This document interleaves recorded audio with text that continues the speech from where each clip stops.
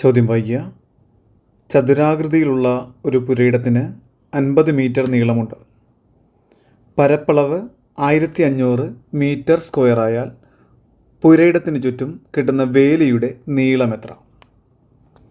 ഇപ്പോൾ തന്നിരിക്കുന്നതിനകത്ത് ആദ്യം പറഞ്ഞിരിക്കുന്നത് നീളം എത്ര എന്ന് പറഞ്ഞിട്ടുണ്ട് അല്ലേ? നീളം 50 എന്ന് പറഞ്ഞിട്ടുണ്ട്.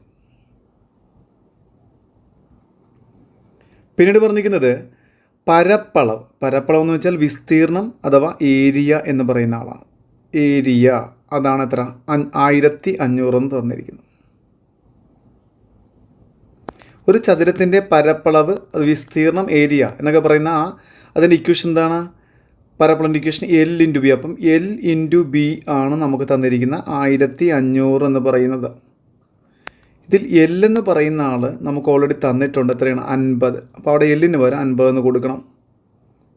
ഇൻറ്റു ബി അതാണ് 1500. അപ്പോൾ ബി എങ്ങനെ കണ്ടുപിടിക്കാം? 1500 ബൈ 50. 0 0 വെട്ടി 5 15 കൂടെ 3 തവണ. അപ്പോൾ ഒരു 3 ഒരു 0 കൂടെ അപ്പോൾ 30. ഇനി നമ്മുടെ ചോദിച്ചിരിക്കുന്നത് പുരയിടത്തിന് ചുറ്റും കെട്ടുന്ന വേലി, അതിൻ്റെ പേരാണ് ചുറ്റളവ്. ചുറ്റും കെട്ടുന്ന വേലി എന്ന് പറയുമ്പോൾ ചുറ്റളവ്. എന്താണ് ചതുരത്തിൻ്റെ ചുറ്റളവ് എന്ന് വെച്ചാൽ? ചതുരത്തിൻ്റെ ചുറ്റളവിൻ്റെ ഇക്വേഷൻ എന്താണ്?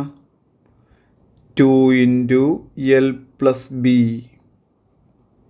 എന്ന് വെച്ചാൽ 2 ഇൻറ്റു നീളം നമുക്കിവിടെയുണ്ട് 50, വീതി എത്ര? 30. 50 30 കൂടെ കൂട്ടുക 80 അല്ലേ? അപ്പോൾ 2 ഇൻറ്റു 80 ആൻസർ 160 മീറ്റർ എന്ന ആൻസർ. നമ്മുടെ ഓപ്ഷൻ എ ആണ് നമ്മുടെ ആൻസർ. എ ആണ് ആൻസർ.